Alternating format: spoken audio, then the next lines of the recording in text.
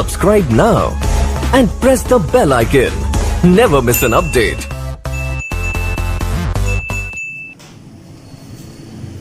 सुप्रभात बच्चों,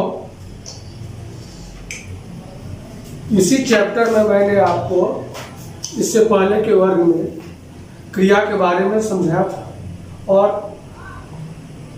क्रिया के भेद कर्म के आधार पर और प्रयोग एवं संरचना के आधार पर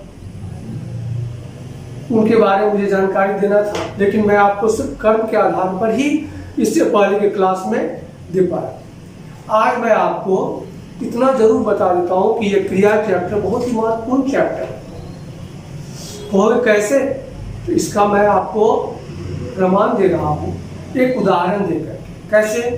जैसे हम कहते हैं कि अध्यापक कहानी को, तो क्या ये वाक्य है?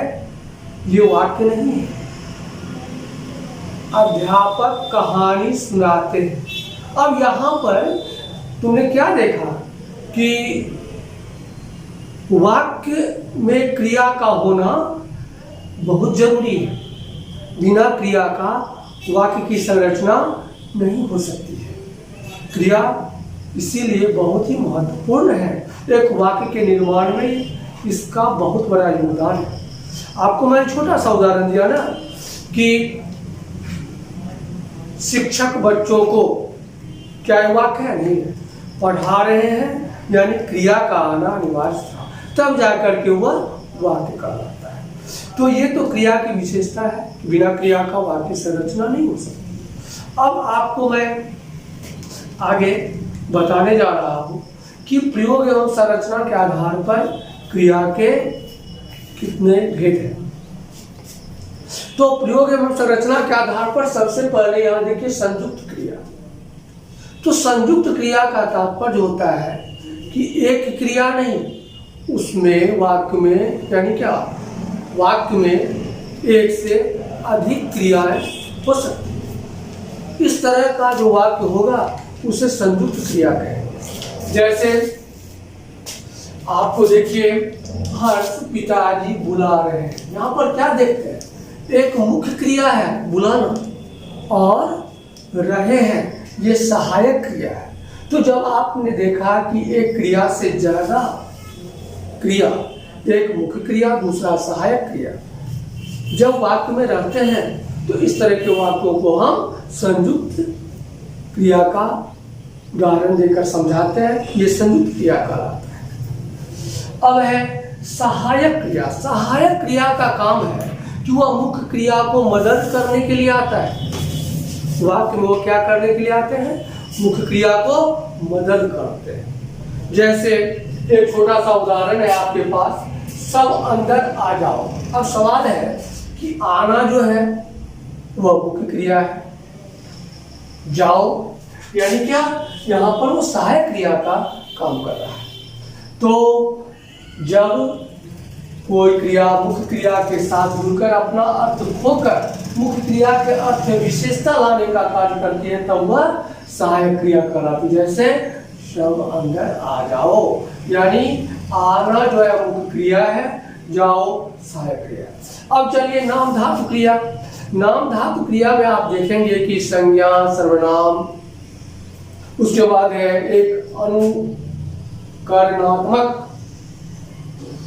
उसके बाद विशेषण। इन सभी शब्दों में प्रत्यय लगा करके उसके रूप को बदला जाता है और तब वह क्रिया कहलाता है। जैसे हम छोटा सा उदाहरण देते हैं आपको, बात शब्द लेते हैं, तो बात से क्या होता है? बतियाना। इसके बाद है दूसरा आप शब्द, सर्वनाम है, उससे मैंने क्या बना दिया? अपनाना। तो आप क्या देख रहे हैं कि यह जैसे अनुकरणात्मक, देखिए थप थप, और मैंने कहा थपथपाना।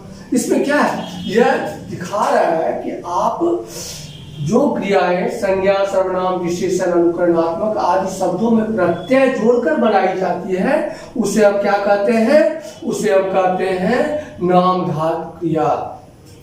अब देखिए प्रेरणार्थक क्रिया, प्रेरणा देना।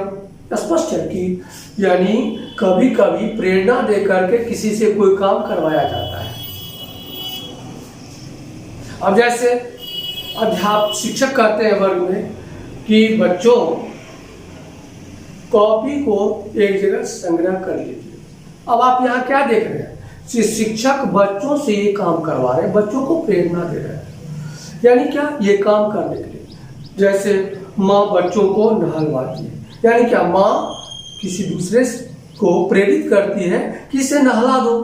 तो इस तरह से आप देखेंगे कि वो प्रेरणार्थक क्रिया कहलाती है जब कोई काम कर्ता शब्द स्वयं न करके किसी से करवाने के लिए उपयोग में लाते हैं, तो ऐसे शब्दों को हम कहते हैं प्रेरणार्थक क्रिया। अब है पूर्वकालिक क्रिया।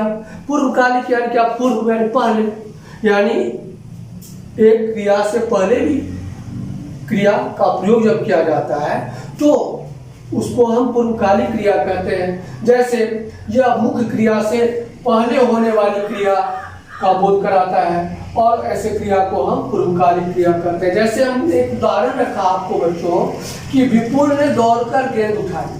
अब यहाँ पर आप देखिए दौड़कर शब्द है तो ये पूर्वकालिक क्रिया है और उठाई शब्द है, यह मुख्य क्रिया है। तो यानी क्या? मुख्य क्रिया से पहले भी यदि कोई क्रिया आ रहा है और वह पूर्वकालिक यानी क्या मुख्य से पहले इसका उपयोग हो रहा है, तो ऐसे क्रिया को हम क्या कहेंगे?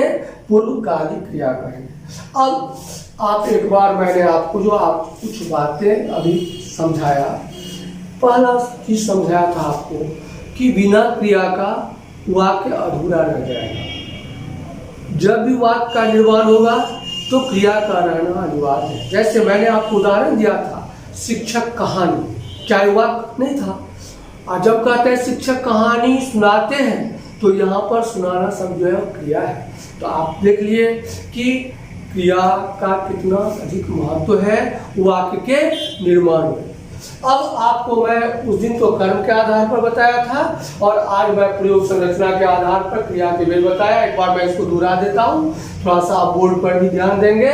संयुक्त क्रिया दो या दो से अधिक धातुओं से मिलकर बनी क्रियाएं संयुक्त क्रिया कहलाती है। जैसे हर्ष पिताजी बुला रहे हैं, यहाँ पर बुलाना शब्द है और मुख्य क्रिया है, रहे हैं सहायक क्रिया के रूप में है।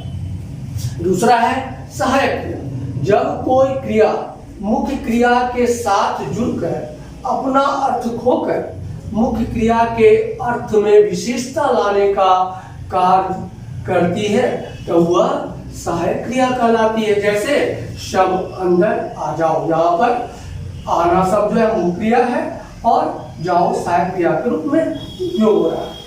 अब देखिए नाम धातु क्रिया। जो क्रियाएं संज्ञा सर्वनाम विशेषण अनुकरणात्मक आदि शब्दों में प्रत्यय जोड़कर बनाई जाती है वे नाम धातु क्रियाएं कहलाती हैं। जैसे बात से बतियाना, आपसे अपना, इसी तरह से थप थप से थप थपाना। अब आइए प्रेरणार्थक क्रिया पर। जब कर्ता शब्द स्वयं न करके अन्य को कार्य करने के लिए प्रेरित करता है तब वह क्रिया प्रेरणार्थक क्रिया कहलाती है। जैसे प्रेरणा दर्जी से बहन के कपड़े सिलवा रही है। यहाँ पर आप देख रहे हैं यह अपने नहीं करके प्रेरणा दर्जी से ये काम जो है करवा रही है, तो यहाँ पर यह प्रेरणार्थक क्रिया हो गया। अब आपको मैं पूर्वकालिक क्रिया के बारे में बता रहा हूँ। तब मुख्य क्रिया से पहले होने वाली क्रिया पूर्वकालिक क्रिया कहलाती है। जैसे विपुल ने दौड़कर गेंद उठाई, यहाँ पर ये मुख्य क्रिया उठाई है और उससे पहले आया है दौड़कर, ये भी क्रिया है, ये पूर्वकालिक क्रिया कहलाया। इस तरह से आपको मैं आज क्रिया से संबंधित जो भी जानकारियाँ मुझे देना था इस क्लास में वह मैं पूरा कर चुका हूँ। अब मैं आगे दूसरे अध्याय जो आगे पाठ होगा उसे पढ़ाऊंगा। आज नहीं, अब धन्यवाद।